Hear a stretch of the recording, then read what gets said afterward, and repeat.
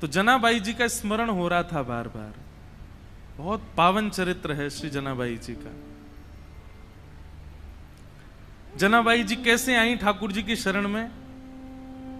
छोटी सी थी जनाबाई, अपने माता पिता के साथ आषाढ़ी एकादशी के दिन आई यहां पर, जिस दिन सबसे ज्यादा भीड़ होती है पंढरपुर में, और पहले से ही सोच करके आई थी कि मुझे वापस घर नहीं आना है। तो पंढरपुर में जब आई तो यहां पर वारी आती है। वारी जो वारी को क्या बोलेंगे हिंदी में? लोगों के टोले आते हैं भर भर के, और महाराज कीर्तन करते हुए वारियां आई हुई थी। सब नाच रहे हैं, गा रहे हैं, विठल विठल विठला, माझा पांडुरंग विठला, जय जय राम कृष्ण हरि। पंढरपुर में आते ही नेत्र सजल हो गए। जनाबाई छोटी सी हैं, अभी 7-8 वर्ष की आयु है। मैंने एक दिन कथा में एक बात कही थी, भक्ति 2 लोगों के भीतर प्रकट होती है। या तो उसके जो पूर्व जन्म से करता आया था, कुछ शेष भाव रह गए थे, तो इस जन्म में जन्म से ही उसके अंदर भक्ति आ जाती है। 7-8-6 वर्ष की आयु में ही उसके अंदर भक्ति भाव फूटने लग जाते हैं। या तो उस व्यक्ति के अंदर भक्ति आती है जिसके अंदर पूर्व जन्म से भक्ति भाव हो, या फिर उसके अंदर भक्ति आती है जो घोर नास्तिक हो। 2 ही लोग ही भक्ति भाव में प्रवृत्त होते हैं। जनाबाई आई और यहां भीड़ में अपने माता पिता की उंगली पकड़ करके घूम रही थी, और वारी में जब आगे पीछे लोगों के धक्का मुक्की हुई तो माता पिता का हाथ छूटा नहीं, छोड़ दिया जानबूझ करके। खो गई बड़ी भीड़ में। बालक तो खो करके रोते हैं। जनाबाई नाच रही थी कि हाँ अब अच्छा हुआ, अब मैं अकेली हूं, अब मैं यहीं खो जाऊंगी, माता पिता को मिलूंगी नहीं, और सदा के लिए अपने विठोबा के पास रहूंगी, अपने विठल के पास रहूंगी। माता पिता ने ढूंढने का प्रयास किया, लेकिन जनाबाई मिली नहीं। जनाबाई प्रसन्न हैं क्योंकि उनका परिवार तो श्री पंढरपुरी है ना। एकनाथ जी महाराज अपने एक भाव में कहते हैं, माझे माहेर पंढरी आहे भीवरे चातेरे। अब देखो, मराठी मुझे भी नहीं समझ आती और बहुत लोगों को भी नहीं समझ आती, पर हम जिनके यहां बैठ के खा रहे हैं, जिनका खा रहे हैं, उनको प्रणाम तो करेंगे ना। एकनाथ जी महाराज कहते हैं, मैं अर्थ बताता हुआ बोलूंगा। माझे माहिर पंढरी, माहिर मतलब मेरा तो मायका पंढरपुर है। आहे भीवरे चातरी, कौन सा पंढरपुर? बोले जो भीमा नदी के तट पर विराजमान है, वो पंढरपुर मेरा मायका है। और बाप आई आई, बाप आई आई, माझे विठ्ठले रखुमाई, माझे विठ्ठले रखुमाई, माझे विठ्ठले रखुमाई। मेरे पिता माता कौन है? बाप आई, बोले विठ्ठले रखुमाई। अच्छा, यहां पे उल्टा है, यहां पे पिताजी रुक्मणी जी हैं, मैया विठ्ठल भगवान है। पंढरपुर में उल्टा है। माउली कौन है? बोले माउली हमारी मैया कौन है? हमारा ध्यान रखने वाली, भूख लगने पे खिलाने वाली, नींद आने पे सुलाने वाली, हमारा ध्यान रखने कौन है मैया हमारी? बोले विठ्ठलनाथ, हमारी माउली है। वैसे अर्थ तो यही है कि पिताजी विठ्ठल भगवान, रुक्मणी मैया, लेकिन हम ब्रजवासी ना अपनी बात तो जोड़ेंगे। रुक्मणी जी पिताजी का रोल निभाती हैं, यहां पर मैया का रोल तो श्री पंडरीनाथ भगवान निभाते हैं। बाप आई आई, माझे विठ्ठले रखुमाई, माझे विठ्ठले रखुमाई, माहे माहेर पंढरी, माझे माहेर पंढरी, आहे भीवरे चातेरे। माझ बहन चंद्रभागा, माझ बहन चंद्रभागा। जो गाएगा उसकी बात सिद्ध होगी। अब मैं कह रहा हूं कि मेरे माता पिता विठल रखुमाई है तो मेरी बात सिद्ध हो रही है। आप चुपचाप बैठ के सुन रहे हो तो आपकी बात सिद्ध नहीं होगी। गाओ मेरे पीछे। माझ बहन चंद्रभागा, माझ बहन चंद्रभागा। करत से पाप भंग, करत से पाप भंग। माझ बहन चंद्रभागा, माझ बहन चंद्र। हमारी बहन कौन है? माता पिता तो विठल रखुमाई है और बहन हमारी कौन है? श्री चंद्रभागा। ये हमारी बहन है। इस बार पंढरपुर में संबंध बना जाओ ताकि बार बार विठल भगवान बुलाते रहें। बिना संबंध बनाए चलेगा। सुनो एक बात हमारी, ये भक्ति भाव के संबंध दुनिया में बनाओ, पर ये पारिवारिक संबंध तो पंढरपुर में बना के जाओ। ठाकुर जी से कह देना, मैया हम जा रहे हैं, अपने अपने काम पे जा रहे हैं, पैसा कमाने जा रहे हैं, बढ़िया अपना व्यापार बड़ा करने जा रहे हैं। और जब पैसा बहुत कमा लेता है बेटा तो माँ खुश होती है ना, हे पंडरीनाथ आप खुश हो जाना।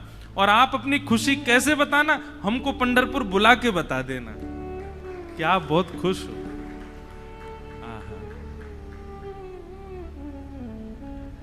यही भाव चल रहा है जनाबाई के चित्त में। माता पिता बिछुड़ गए, मेला में छूट गए पीछे, लेकिन जनाबाई इस बात से दुखी नहीं है। बोले क्यों? बोले मेरे माता पिता तो विठल रखुमाई है, मेरी बहन तो चंद्रभागा है। ये सब संत महापुरुष जो उछल उछल करके राम कृष्ण हरि कीर्तन कर रहे हैं, ये सब मेरे भाई बंधु हैं, यही मेरा परिवार है, मैं अब इन्हीं के बीच में रहूंगी।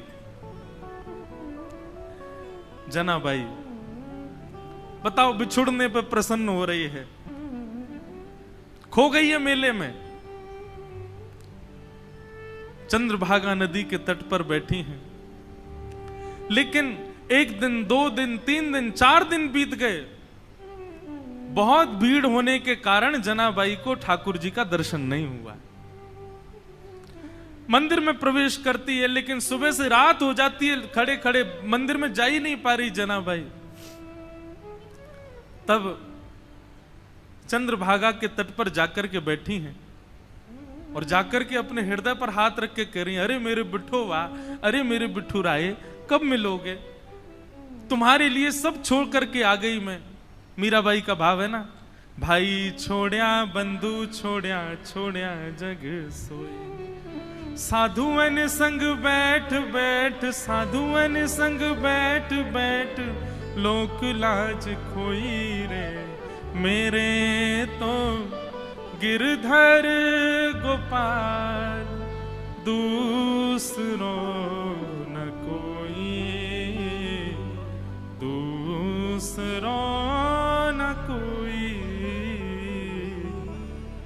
सब छोड़ दिया मैंने विठोबा आपके लिए, और आप हो भीतर बैठे हो बस ऐसे कमर पे हाथ धर के, मुझे दर्शन ही नहीं दे रहे हो। बंधुओं, धाम की कृपा का अनुभव करना हो ना, तो धाम में विराजमान जो छोटे छोटे तीर्थ हैं, जैसे अब पंढरपुर का मुख्य तीर्थ क्या है? पंडरीनाथ भगवान का मंदिर, लेकिन वहां तो सबकी भीड़ लगी है, सबको दर्शन हो जाए सुलभ नहीं। तो जब तक पंडरीनाथ भगवान दर्शन नहीं दे रहे, ये आसपास छोटे छोटे तीर्थ जो हैं, यहां जा जा करके दर्शन करो। चंद्रभागा जी से प्रणाम करो, गोपालपुर में जाकर के प्रणाम करो, और बाहर पंडरीनाथ भगवान के मंदिर के सामने नीचे चंद्रभागा जी के तट पर पुंडलीक का स्थान है, वहां प्रणाम करो। ये विष्णुपदी जाकर के प्रणाम करो। पंढरपुर की 2-2.5 किलोमीटर की परिक्रमा, वो परिक्रमा कर प्रदक्षिणा करके प्रणाम करो। ये छोटे तीर्थों से प्रणाम करके कहो कि आप पंडरीनाथ जी को कहो ना कि हमको दर्शन दें। मूल और वास्तविक दर्शन की विधा तो यही है। ये छोटे तीर्थ इसीलिए बनाए कि भाई इनको रिझाओ तो ये अप्रोच लगाएंगे ऊपर की भाई इसको दर्शन दो, तब आपको दर्शन होगा ठाकुर जी का। अब हम तो ज्यादा ही बड़े लोग बन गए ना, वीवीआईपी घुस जाते हैं भीतर। लेकिन मूल उद्देश्य, मूल तरीका तो यही होना चाहिए, छोटे छोटे तीर्थों में जाकर के वंदन करो, उनकी कृपा से ठाकुर जी का दर्शन हो। हमारे वृंदावन में श्री यमुना जी से प्रार्थना करो, ब्रजवासियों से प्रार्थना करो, रज से प्रार्थना करो, तब बिहारी जी का दर्शन होगा। तो जनाबाई बैठी हैं और चंद्रभागा जी के तट पर बैठी बैठी रुदन कर रही हैं कि हे विठोबा कब मिलोगे, हे विठुराय कब मिलोगे। तभी उनके रुदन के स्वर को एक महापुरुष ने सुना, बहुत ध्यान से सुनो। और वो महापुरुष कौन है? श्री नामदेव जी के पिताजी। उन्होंने जब सुना तो कहा, लाली हम तुझे दर्शन कराएंगे, जब तक चल हमारे घर ही चल, वहां रह के कुछ खान पान करना, भोजन इत्यादि कर लेना, अच्छा सुख मिलेगा। जनाबाई उनके साथ चली गई घर। वहां पर नामदेव जी महाराज और बड़े बड़े कीर्तनकार कीर्तन कर रहे थे। कीर्तन में बढ़िया मृदंग बज रही है, कांसे बज रहे हैं, बालक सब वारकरी बालक जैसे कीर्तन करते हैं। अब ये सोचो कि नामदेव जी महाराज आदि के समय पर कीर्तन जो होता था उसकी एक बिंदु है ये, वो कीर्तन कैसा रहता होगा। एक जगह वर्णन आता है प्रसंग में, एक बार नामदेव जी का कीर्तन चल रहा था, तो कीर्तन की ध्वनि पंडरीनाथ भगवान को सुनाई देने लगी। तो पंडरीनाथ भगवान रुक्मणी जी से बोले सुनो मेरा मन नहीं लग रहा अब यहां पर। रुक्मणी जी बोली क्या करना है? बोले मैं जा रहा हूं कीर्तन में। बोले इतने लोग जो दर्शन के लिए आ रहे हैं ये? बोले अब इनको आप संभाल लो, लेकिन मुझे बहुत जोर से मन कर रहा है कीर्तन में जाने का, मुझसे रुका ही नहीं जा रहा, मैं जा रहा हूं नामदेव जी के कीर्तन में। रुक्मणी जी बोली आप जाइए, मुझे उसकी कोई परवाह नहीं, उसके लिए मना नहीं, लेकिन आप एक चीज देखिए, नामदेव जी नेत्र बंद करके गा रहे होंगे, वैष्णव उछल उछल करके नृत्य कर रहे होंगे, आप जैसे ही जाओगे पूरी जनता आपके पीछे पड़ जाएगी, कीर्तन में भंग हो जाएगा, आप जाकर के वहां कीर्तन में विक्षेप डाल दोगे। तो एक बार पंडरीनाथ जी रुक गए, बोले अच्छा हाँ सही कह रहे हो, फिर तो नहीं जाऊंगा मैं। लेकिन जैसे ही नामदेव जी के ऊंचे ऊंचे स्वर सुनाई दें, विठल भगवान खड़े खड़े के मुझसे रुका ही नहीं जा रहा, अब जो होगा देख लूंगा, मैं कोने में खड़ा हो जाऊंगा, लेकिन मुझको जाने दो। रुक्मणी जी बोली जाओ। सोचो विचार करो, भक्तों के स्वर के लिए ठाकुर जी त्रिलोकीनाथ उतावले हो रहे हैं। ठाकुर जी तुरंत कमर पर हाथ धरे ऐसे ही दौड़े। अच्छा कभी कभी एक मन में भाव आ रहा था कि श्री पंडरीनाथ भगवान सारे काम ऐसे ही करते हैं क्या? यहाँ पे दौड़ते भी ऐसे ही होंगे, सोते भी ऐसे ही होंगे, बैठते भी ऐसे ही होंगे, खाते तो होंगे ही नहीं दूसरों से कि तुम खिलाओ, हमारे तो हाथ यूं हैं। पंडरीनाथ भगवान पीतांबरी पहने, गले में सुंदर माला है और ये मुकुट धारण किए, मत्स्याकृत मछली के आकार के कुंडल, और दौड़ रहे हैं नामदेव जी के कीर्तन की ओर। असंख्य भीड़ लगी है। ठाकुर जी ने सोचा कहीं विघ्न ना आ जाए, तो बाहर खड़े हो गए, और जहां से केवल नामदेव जी की झलक दिख रही है, कीर्तन हो रहा है, सब नाच रहे हैं, वहीं से ठाकुर जी देख रहे हैं और देख करके वहीं झूम रहे हैं। इतना आनंद ठाकुर जी को आ रहा है। लेकिन झूमते झूमते झूमते झूमते ठाकुर जी को सुध बुध नहीं रही, और ठाकुर जी तो कोने से भीड़ में आ गए। अब जैसे ही ठाकुर जी आए, लोगों को कस्तूरी की सुगंधी आने लगी, बढ़िया, पीछे मुड़ मुड़ करके देखें साक्षात पंडरीनाथ भगवान खड़े हैं। अब तो महाराज नाचना गाना सब भूल गए, सब मार्ग देने लगे, और ठाकुर जी नाचते नाचते भीतर प्रवेश कर रहे हैं। नाचते नाचते ये स्थिति हो गई, इतनी भीड़, कोई पांव छू रहा है, कोई हाथ छू रहा है, स्पर्श करते करते ठाकुर जी की पीतांबरी खींच ली किसी ने, और ठाकुर जी के वस्त्र उतरने लगे, लेकिन ठाकुर जी नृत्य नहीं छोड़ रहे हैं, उछल उछल करके नाच रहे हैं। स्थिति ये हुई, आज हरि देखे नंगम नंगा, ठाकुर जी के सबरे वस्त्र खींच खींच के ले गए, और ठाकुर जी निर्वस्त्र अवस्था में नृत्य कर रहे हैं नामदेव जी के कीर्तन। नामदेव जी के जब नेत्र खुले और सामने ठाकुर जी को देखा, नेत्र सजल हो गए। जय हो। कभी कभी संशय होता है नाथ, हम आपके भक्त हैं कि आप हमारे भक्त हो?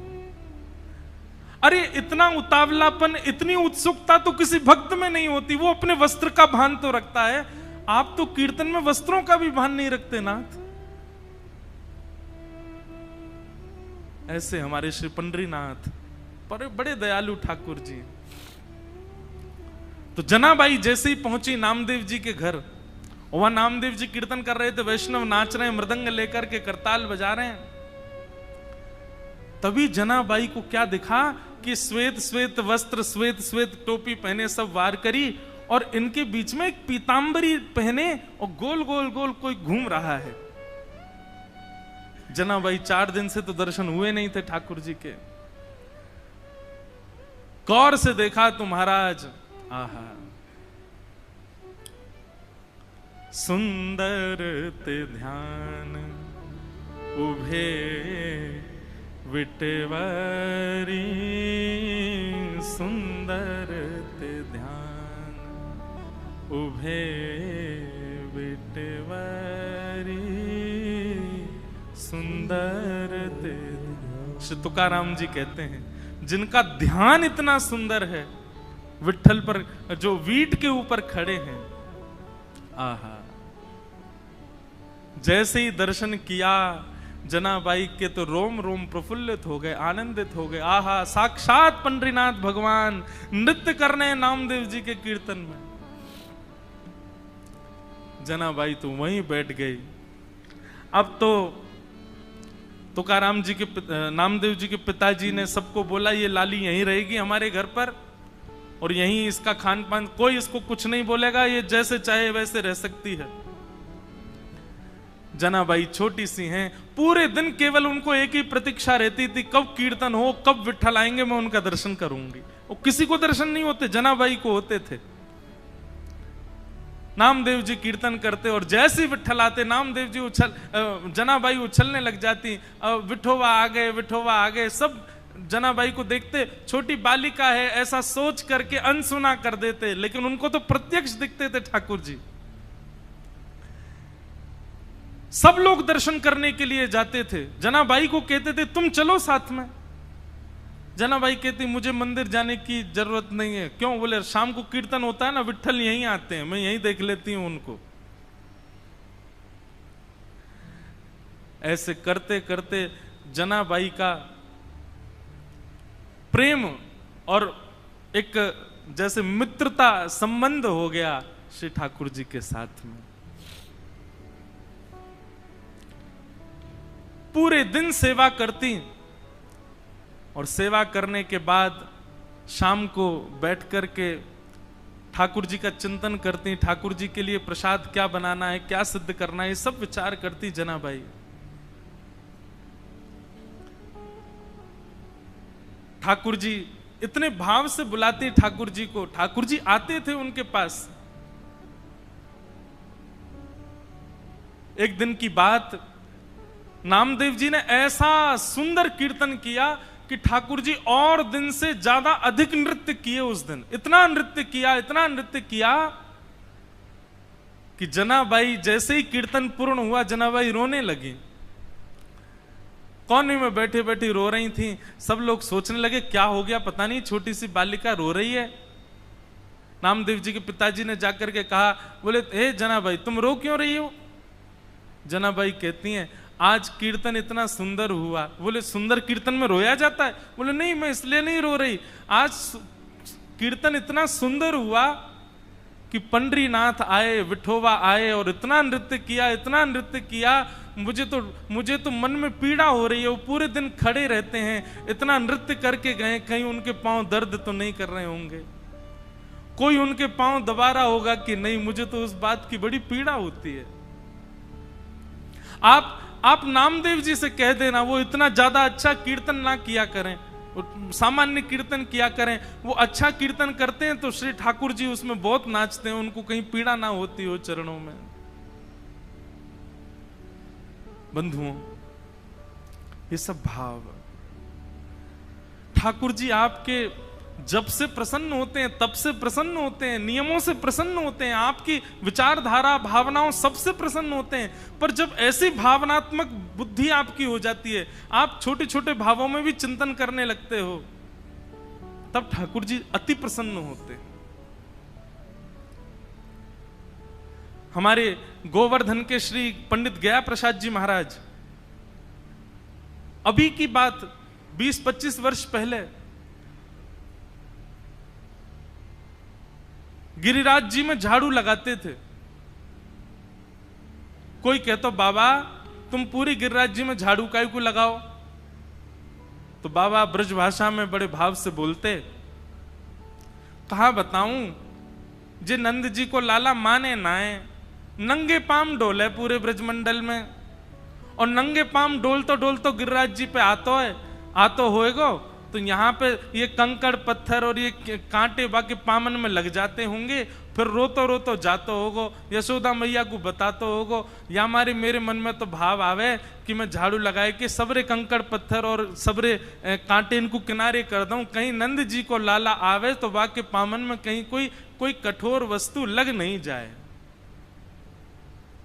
और ये बात कहते कहते रोने लग जाते थे। ऐसे भाव बंधुओं, क्षमा करना, आपका नियम 1 घंटे से 4 घंटे में परिवर्तित हो गया, आपकी साधना 4 घंटे से 1 दिन में परिवर्तित हो गई, आपकी तीर्थ यात्रा हर साल की 4 बार की फिक्स हो गई, इससे ठाकुर जी प्रसन्न नहीं होते। पर आप जब भी नेत्रबंद करते हो, आपके चिंतन में एक भाव, एक प्रेम प्रकट होता है, जैसे अपनों के लिए होता है वैसा प्रेम ठाकुर जी के लिए प्रकट होता है, तो ठाकुर जी प्रसन्न होते हैं। जनाबाई मन में सोच रही है, मेरे पास बिठोवा होते, मेरे पास बिठल होते, घी लेकर के आती, चरणों में मालिश करती, अपने हाथ से चरण दबा देती, मेरा बिठोवा बहुत कष्ट में आ गए होंगे आज तो।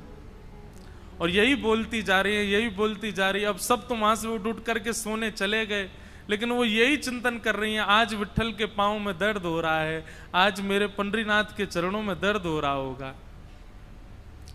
ये भाव मन में सोच ही रही थी कि इतने में ही पीताम्बरी पहने, कटी पर हाथ धरे, सुंदर सांवल वर्ण ठाकुर जी का श्री पंडरीनाथ भगवान वहीं प्रकट हो गए, और प्रकट होकर के जनाबाई के सामने बैठ करके पांव आगे पसार दिए, बोले रो क्यों रही हो, तो फिर दबाओ हमारे चरण। आपको अगर लग रहा है कि हमारे पैरों में पीड़ा हो रही है तो दबाओ ना। आहा, जनाबाई, छोटी सी जनाबाई अपने हाथों से ठाकुर जी के चरण दबा रहे हैं।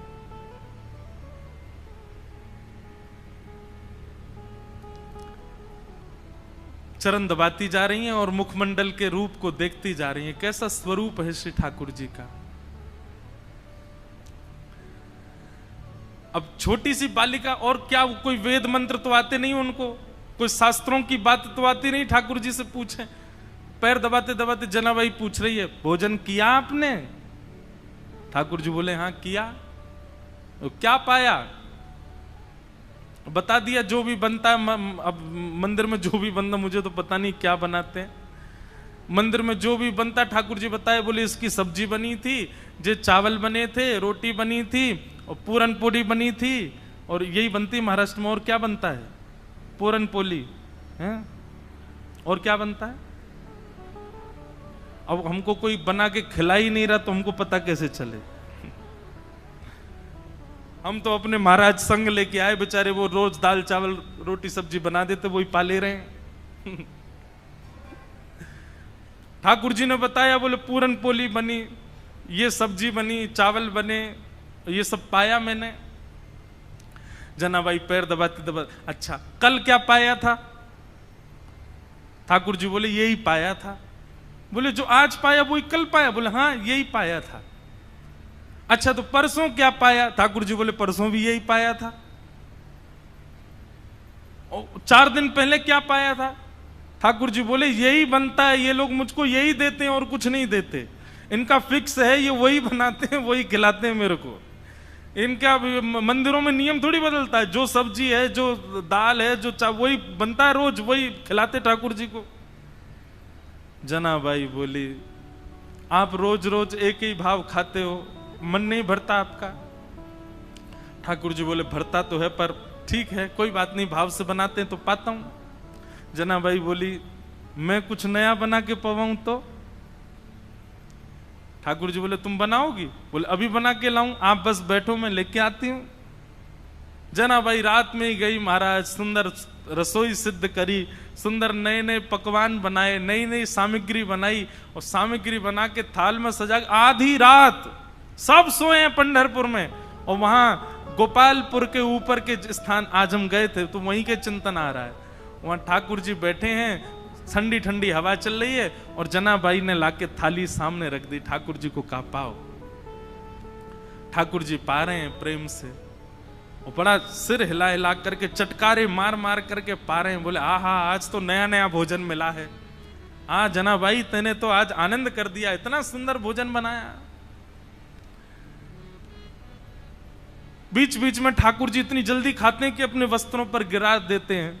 तो जनाबाई कहती है अरे आराम से खाओ, कहाँ जाना है? बोले तुमको क्या पता, अभी 3:30 बजे मंगला आरती होनी है, मुझे पहुंचना है अभी वहां पर।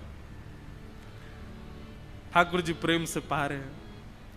बीच बीच में जनाबाई का इच्छा होती है, मन होती है कि मैं खिला दूं एक ग्रास, लेकिन अभी भय लग रहा है मन में कि कहीं मैंने कहीं हाथ बढ़ा दिया तो कहीं ठाकुर जी नाराज तो नहीं हो जाएंगे। ठाकुर जी ने प्रसाद पाया, बोले जनाबाई कल फिर आऊंगा, बढ़िया बना के रखना कुछ अच्छा, फिर पाऊंगा कल, अभी जाता हूं, हाँ मंगला की समय हो गई। ठाकुर जी दौड़े आए, सीधे महाराज घंटे घड़ियाल बजने लगे और मंगला आरती शुरू। 3:30-4 बजे से ही ठाकुर जी का अभिषेक होने लगा। 1 दिन 2 दिन 3 दिन 4 दिन 5 दिन बीत गए। रोज ठाकुर जी रात में चले जाते हैं और प्रसाद पाके आते हैं। रुक्मणी जी आई एक दिन मंदिर में, और यहां बस शयन की तैयारी हो रही थी। रुक्मणी जी आकर के बोली, वो भी ऐसी खड़ी हैं, ऐसी बोली होंगी, कहां जाते हो आप रात को? ये इतनी रात को कहां जाते हो आप, सही सही बताना। ठाकुर जी बोले गोपालपुर जाता हूं, वहां पर एक मेरी भक्त है जनाबाई, ये मंदिर में तो रोज एक सा ही बना देते हैं, वहां पे बड़ा नया नया बनाती है, वो खाने में बहुत सुख मिलता है, वहां जाता हूं भोजन करने। रुक्मणी जी बोली अच्छा इतना अच्छा भोजन बनता है कि रोज जाते हो? बोला हाँ, वो बड़े भाव से बनाती है। रुक्मणी जी बोली हमको भी ले चलो, हमको भी खिला लाओ। ठाकुर जी बोले लेके चलूंगा लेकिन खिलाऊंगा नहीं, खाऊंगा तो अकेला मैं। वो छोटी सी है, छोटे छोटे उसके हाथ हैं, वो छोटे छोटे हाथ से थोड़ी सी दाल बनाती है, थोड़ी सी सब्जी बनाती है, एक ही पूरन पूली बना पाती बेचारी। और तुम चलोगी तुम्हारा भी पेट मेरा भी पेट, उसको बहुत श्रम हो जाएगा, उसको इतना नहीं बनवाना भोजन। चलो साथ में, लेकिन दूर खड़ी रहना, देखती रहना, और बीच में भी मत आना, वो सहजता उसकी खत्म हो जाएगी, वो तुमको देख के फिर बनावटी बात करेगी। रुक्मणी जी बोली ले चलो, कुछ खिलाना नहीं, नहीं आऊंगी बीच में, लेकिन ले तो चलो, मैं भी तो देखूं ऐसा क्या, ऐसा उसका क्या भाग्य कि पंडरीनाथ रात में जाते हैं। रुक्मणी जी गई हैं, दूर खड़ी देख रही हैं, जनाबाई थाल लेकर के आई है, ठाकुर जी प्रेम से पा रहे हैं। ठाकुर जी पाते, आज ही जनाबाई के मन में आया, बोले आज तो मैं अपने हाथ से खिला के मानूंगी, रोज तो ये मैं डर के मारे नहीं खिला पाती। ठाकुर जी जिम रहे थे बढ़िया प्रेम से, और चटकारे अपनी उंगलियां चाट चाट करके, बढ़िया आहा बहुत अच्छा बना है। दूर खड़ी रुक्मणी जी के नेत्र सजल हो रहे हैं, ये सौभाग्य तो मुझे भी नहीं मिला कभी, जैसा सौभाग्य जनाबाई को दे रहे हैं। बीच में जनाबाई के मन में भाव आया आज तो मुझे खिलाना ही है, तभी एक सामग्री उठाकर जनाबाई कहती बिठोबा ये तो पाओ, और ऐसे खाने में तल्लीन थे ठाकुर जी। ठाकुर जी ने भी विचार नहीं किया, ठाकुर जी ने भी मुख खोल दिया, हाँ खिलाओ। और जनाबाई ने जैसे ही अपना मुख अपने हस्त कमल से सामग्री ठाकुर जी के मुख में दी है, जनाबाई का हाथ वहीं रुक गया, ठाकुर जी का मुख वहीं रुक गया, दोनों के नेत्र सजल। और दूर खड़ी रुक्मणी जी भी कह रही हैं धन्य है जनाबाई, धन्य है, इनका सौभाग्य देखो, ठाकुर जी साक्षात इनके हाथों से पा रहे हैं।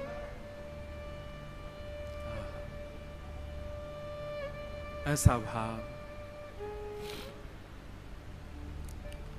रुक्मणी जी नतमस्तक हो गई, मन में विचार करने लगी कि मैं भी जनाबाई से मित्रता कर लूं, इनके बहाने मुझे भी ये सुख मिल जाया करेगा। जो सुख लक्ष्मी जी को भी नहीं है वो जनाबाई को दे रहे हैं ठाकुर जी।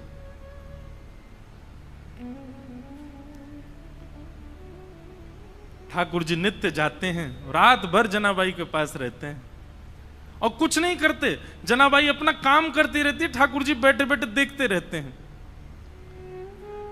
बंधुओं, भक्ति जब अपनी स्थिति में आएगी, जैसे मैंने आज प्रारंभ में कहा ना, एक माइलस्टोन। एक बात याद रखिएगा, आपका नाम जप, आपकी साधना, आपका कथा श्रवण, आपका नित्य भगवत स्मरण, उसमें एक बहुत विशेष माइलस्टोन जो आएगा वो ये कि एक दिन आप अपने भावों को शब्द में परिवर्तित करके गाने लग जाओगे। माफ कीजिएगा, क्षमा कीजिएगा, लेकिन अभी भक्ति में गायन प्रारंभ नहीं हुआ, भक्ति में लिखना प्रारंभ नहीं हुआ, भक्ति में शब्दों में पिरो करके उन भावों को पदावली के रूप में करने का प्रारंभ नहीं हुआ, तो अभी आप उस माइलस्टोन पर पहुंच नहीं पाए हो। बात समझ रहे हैं ना मेरी?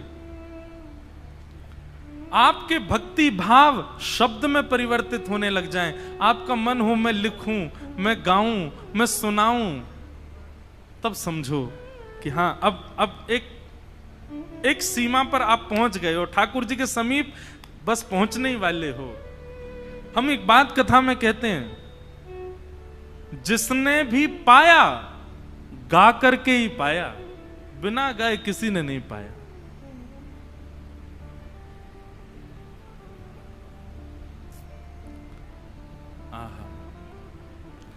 मीराबाई गाती हैं, सूरदास गाते हैं, गोस्वामी तुलसीदास गाते हैं, सबने गाया है। आपका भजन, आपकी साधना जब तक गायन में परिवर्तित ना हो, समझना अभी ठाकुर जी दूर हैं आपसे।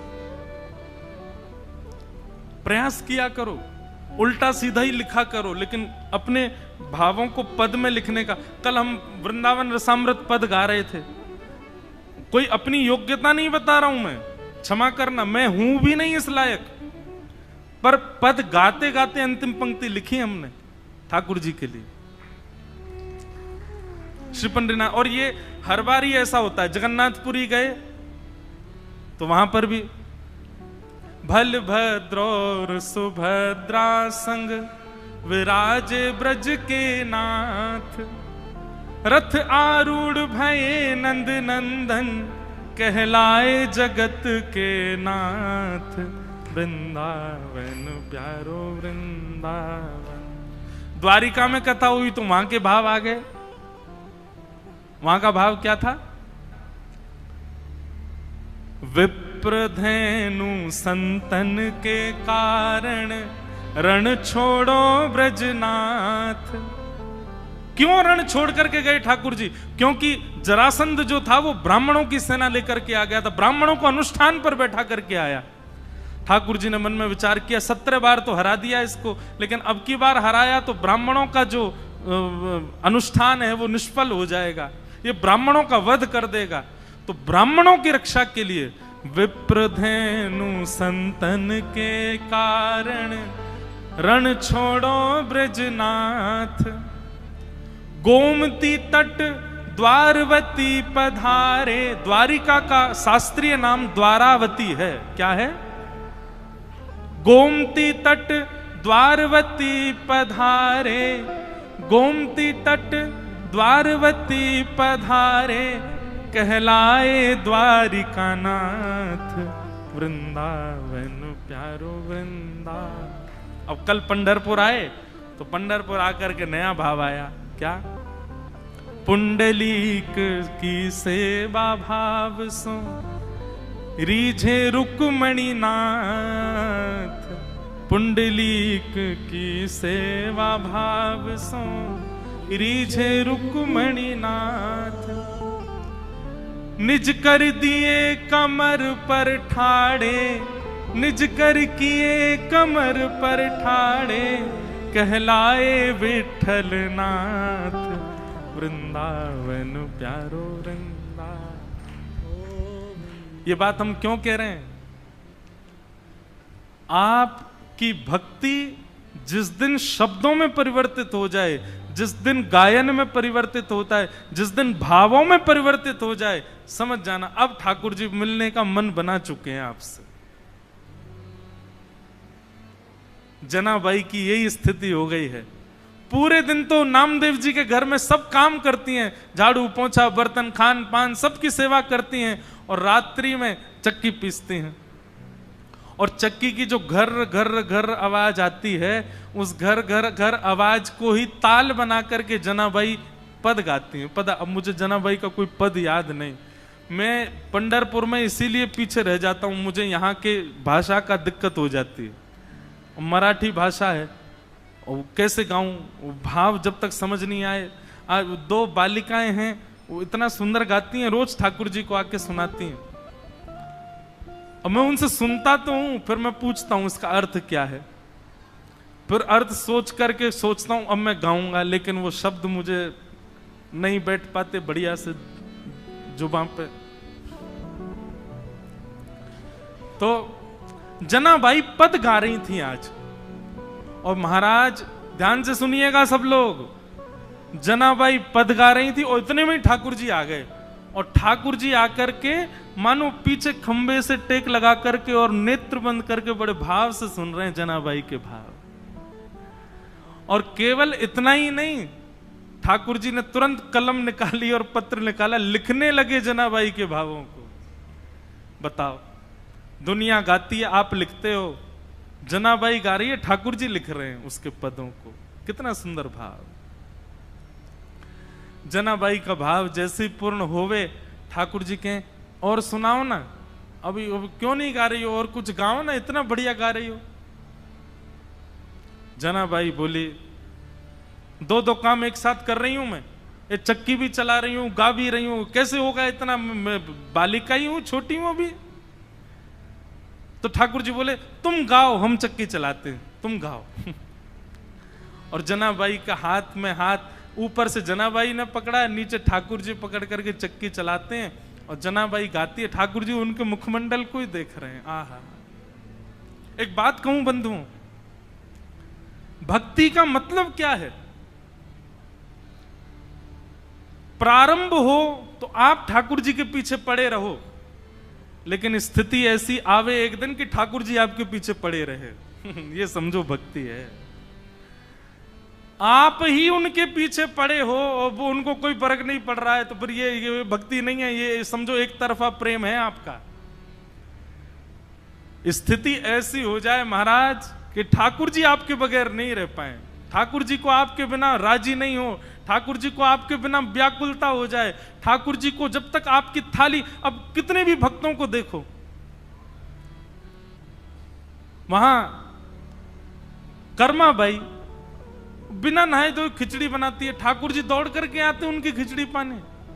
भक्ति का मूल रूप यही है कि आप ठाकुर जी का भजन करो, लेकिन एक स्थिति ऐसी आवे कि मेरा सुमिरन हरि करे, मेरी स्मृति ठाकुर जी कर रहे हैं, मेरे स्मरण में ठाकुर जी हैं।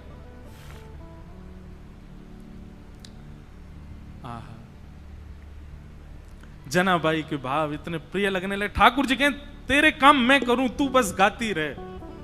ठाकुर जी चक्की चलाते हैं वहां बैठे बैठे।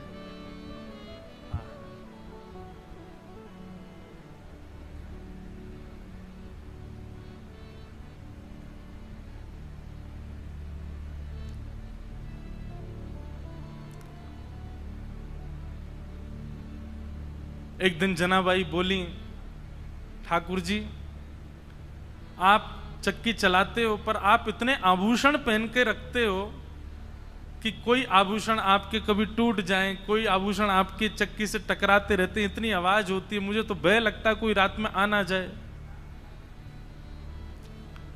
ठाकुर जी बोले हम आभूषण उतार देते हैं। तो ठाकुर जी ने अपने सारे आभूषण उतार करके रख दिए और लिए चक्की पीसने लगे। आज जनाबाई ने ऐसा भाव गाया कि ठाकुर जी उसमें इतने निमग्न हो गए कि इतने में ही मंदिर से घंटे घड़ियालों की आवाज आने लगी। ठाकुर जी के मंगला का समय हो गया। ठाकुर जी तो व्याकुल हो गए।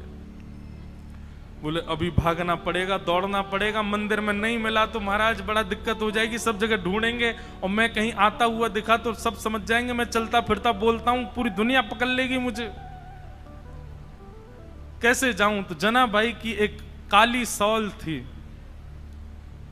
ठाकुर जी भी श्याम वर्ण के, काली सौल और ओढ़ ली ठाकुर जी ने ऊपर से, और सीधे ठाकुर जी अपने छोटे छोटे पांव से दौड़ रहे गोपालपुर से मंदिर की ओर। मंगला का समय हो गया है, कपाट खोले उससे पहले भीतर पहुंच जाऊं। यहां रुक्मणी जी ने पीछे का दरवाजा खोल के रखा, कह जल्दी आओ भीतर, सब पहुंच गए वैष्णव जन। ठाकुर जी बेचारे मुकुट उकुट संभाले, अपना भीतर पहुंचे, भीतर जाकर खड़े हो गए। इतने में कपाट खुले, कपाट खुले, दो गलती हो गई ठाकुर जी से। क्या? अपने आभूषण भूल आए जनाबाई के यहां, और जनाबाई की सौल पहन के खड़े हो गए वहां पे। जैसे ही कपाट खुले, पुजारी बोले हैं ये आभूषण कहां गए, और ये पुरानी सी काली सी सौल किसकी ओढ़ रखी है। अब तो पहले कपाट खुलते हैं तो आदमी और नेत्र गाड़ करके देखते हैं ठाकुर जी को। सुबह सुबह सबके अपलक नेत्रों से सब ठाकुर जी को देख रहे हैं, और ठाकुर जी के मुख पर संकोच दिखाई दे रहा है। बोले आज तो पकड़े गए हम। इतने में ही पीछे खड़े नामदेव जी की दृष्टि पड़ी, और नामदेव जी बोले ये सौल तो कहीं देखी देखी लग रही है। और नामदेव जी के घर में ही रहती जनाबाई, उनके यहां काम कर रही हैं बेचारी, सब झाड़ू पोंछा बर्तन सब करती जनाबाई। नामदेव जी के मुख से निकल गया ये तो जनाबाई की सौल है। आहा, ठाकुर जी लीला करके आए हैं जनाबाई के पास।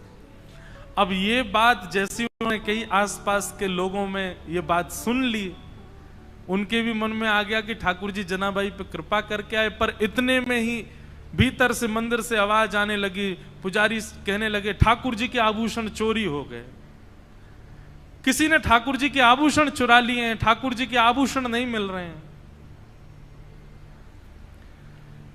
देखो मानव कितना विचित्र है। ये उन मानवों की निंदा नहीं, हम आप सब भी होते तो हम भी यही कहते। नामदेव जी के मुख से निकला कि ये तो जनाबाई की सौल है, तो जिन लोगों ने सुना उन्हीं लोगों ने कह दिया, बोले जनाबाई की सौल है, इसका मतलब जनाबाई ही आई थी और आभूषण चुरा करके भाग गई, सौल भूल गई यहीं पर। जनाबाई ने ठाकुर जी के आभूषण चुरा लिए। सब लोग हाथ में आयुध लिए, हल्ला मचाते हुए, चिल्लाते हुए सब गोपालपुर की ओर गए। सुबह सुबह का समय, ऊपर पहुंचे, जैसे ही वहां जाकर के देखा,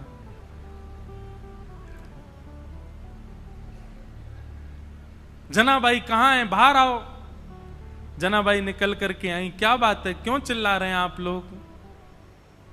बोले तुमने ठाकुर जी के आभूषण चुराए। जनाबाई बोली मैं क्यों चुराऊंगी आभूषण? बोले तलाशी दिलाओ।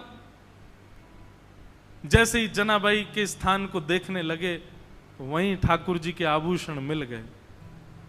बंधुओं, ठाकुर जी की लीला में सब सुखद सुखद ही होता है, सब अच्छा ही अच्छा होता है, ऐसा नहीं है। ठाकुर जी कब, कहां, क्या, किस भाव से लीला कर रहे हैं ये कोई नहीं जानता। और ठाकुर जी को जब अति विशेष लीला करनी होती है ना, तो ऐसा ही कोई कष्ट हमारे लिए कष्ट है, पर जिसके साथ होता है उसके लिए वो कष्ट नहीं है। ऐसी कोई भावना प्रकट। जैसे ही आभूषण मिले सबको, जनाबाई को पकड़ लिया सबने, बहुत अशब्द सब उच्चारण करने लगे। आभूषण चुरा लिए ठाकुर जी के। अरे नामदेव जी, आपने किसको अपने घर में आश्रय दे रखा है? और आदि आदि सब चिल्लाने लगे। जनाबाई तो मौन हो गई, और मैं क्या बोलूं? इन सबको यदि ये बात बताऊं कि रात्रि में ठाकुर जी मेरे यहां आए हैं, तो ये नहीं मानेंगे। ठाकुर जी लीला करके गए, ये सब कोई स्वीकार नहीं करेंगे। जनाबाई ने एक दो बार थोड़ा सा हट तो किया, लेकिन किसी ने नहीं माना। और सब ने मिलकर के एक योजना बनाई। मैया अभी बैठो, अभी कथा चल रही है, हाँ अभी विराज, कथा के बीच में नहीं, हाँ मिलेंगे हम आपसे। विचार करने लगे क्या करें। सब ने मिलकर के कहा कि दंड दो। और दंड क्या है? बोले मृत्यु दंड दो।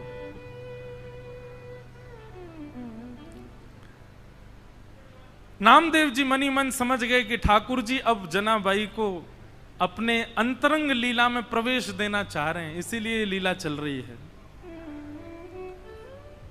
समाज के लोग उनके भाव को नहीं समझ पा रहे थे। ये संसार का एक नियम है कि जब मूल व्यक्ति हमारे सन्मुख होता है तब हम उसके भाव को नहीं समझ पाते। आज उन्हीं जनाबाई को पूरा विश्व पूज रहा है। पंढरपुर आने वाला हर वैष्णव प्रणाम कर रहा है। एक सूली लगा दी गई, जनाबाई को खड़ा कर दिया उसमें, परंतु श्री पंडरीनाथ भगवान ऐसा होने तो नहीं देते। देखते ही देखते जो सूली बनाई गई थी वो जल के आकृति में परिवर्तित हो गई और श्री जनाबाई ठाकुर जी में ही विलीन हो गई। ठाकुर जी में ही उनका समावेश हो गया। सब ढूंढने लगे, खोजने लगे, जनाबाई कहां है, जनाबाई कहां है। कई लोगों को आत्मग्लानि होने लगी, अपने आप को कोसने लगे, हमने क्या किया, एक परम भक्ता वैष्णवी जनाबाई के साथ ऐसा किया। पर अब कहां जनाबाई मिलने वाली हैं, वो तो श्री विट्ठल के साथ में है, विट्ठल के अंतरंग भाव में प्रवेश कर गए। ऐसी भक्तिमती जनाबाई जिनके साथ इतनी लीला, इतनी कृपा श्री पंडरीनाथ भगवान ने की।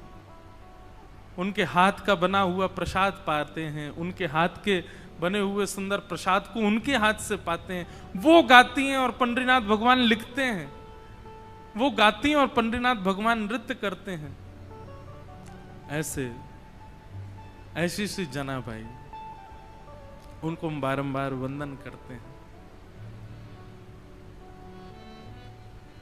एक भाव मुझे बहुत प्रिय लगता है।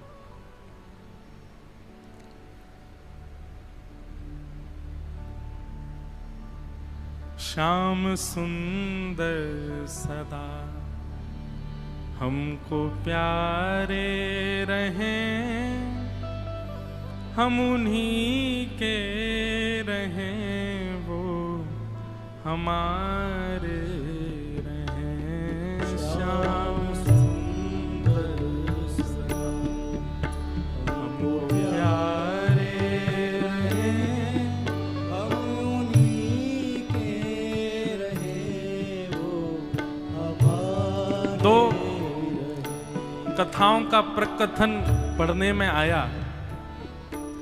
एक भाव तो ऐसा बताया जाता है कि वो सूली जो थी वो जल की आकृति में परिवर्तित हो गई और श्री जनाबाई ठाकुर जी में ही विलीन हो गए।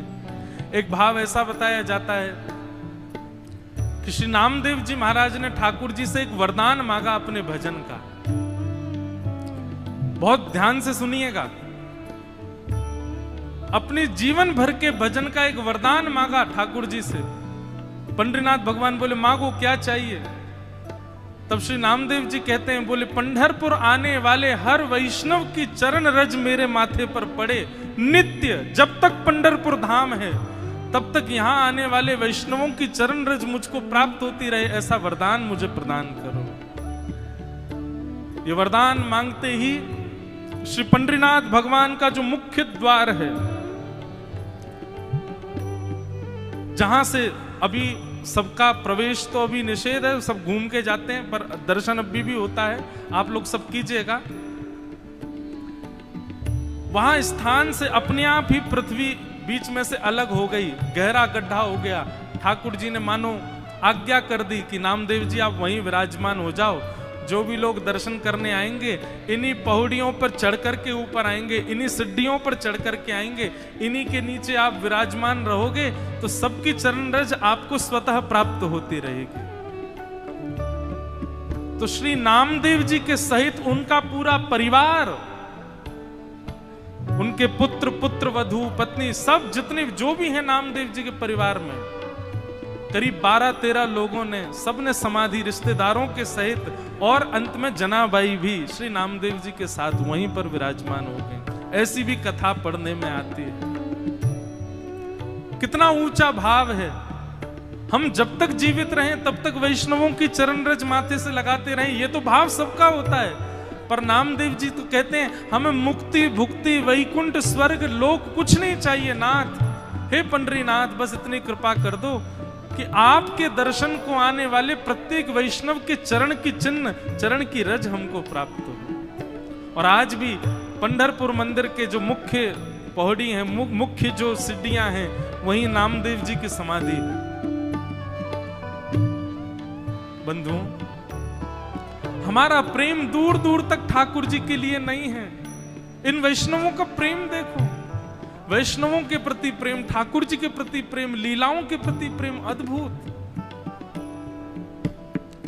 हम तो बस गा सकते हैं, प्रार्थना कर सकते हैं, क्योंकि ये भाव भी ठाकुर जी की कृपा से ही हमारे चित्त में प्रकट होंगे, हमारे चाहने से प्रकट नहीं हो सकते। श्याम सुंदर सदा हमको प्यारे रहें, हम उन्हीं के रहें, वो हमारे रहें। श्याम सुंदर सदा हमको प्यारे, सब लोग गाओ।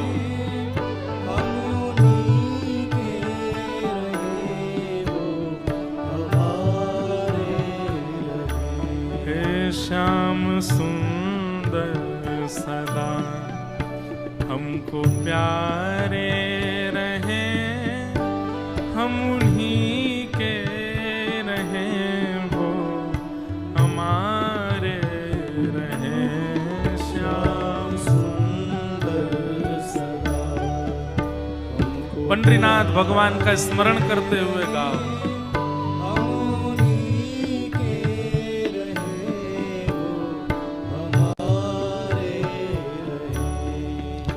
जिस डगर से मुरलिया की धुन आएगी, जिस डगर से मुरलिया की धुन आएगी, जिस डगर से मुरलिया की धुन आएगी, जिस डगर से मुरलिया की उस डगर पे उमरिया ये कट जाएगी, उस डगर पे उमरिया ये कट जाएगी, उस डगर पे उमरिया ये कट जाएगी, उस डगर पे उमरिया ये कट जाएगी। हे उस डगर पे उमरिया ये कट जाएगी, उस डगर पे उमरिया ये कट जाएगी। उनकी तस्वीर मन में बसाए रहें, हम उन्हीं के रहें, वो हमारे। श्याम सुंदर सदा हमको प्यारे रहें, हम उन्हीं के रहें, वो हमारे। श्री पंडरीनाथ भगवान की जय।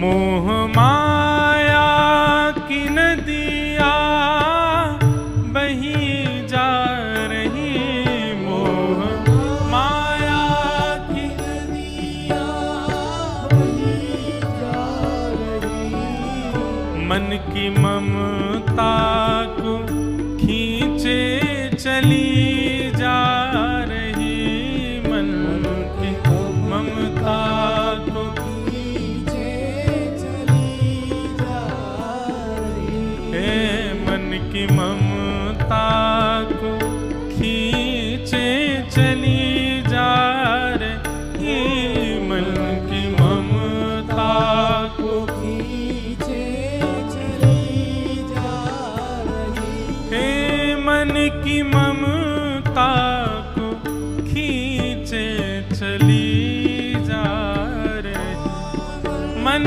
की ममता को खींचे चली जा रही।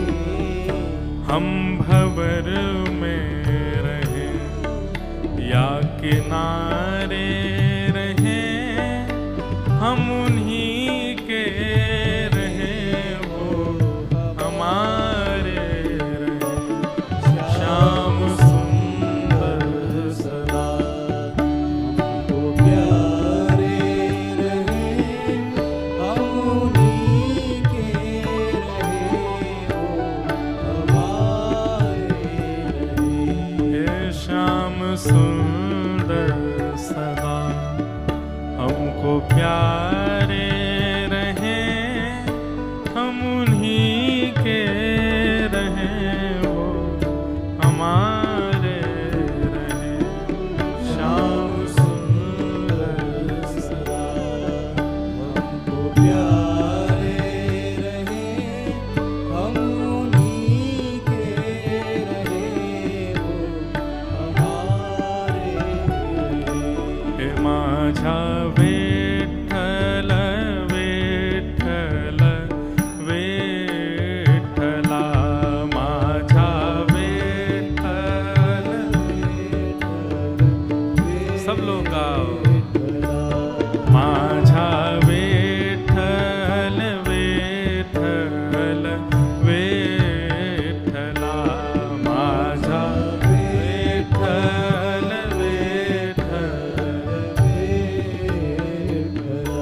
हे माझा पांडुरंग पांडुरंग विठ्ठला, माझा पांडुरंग पांडुरंग, माझा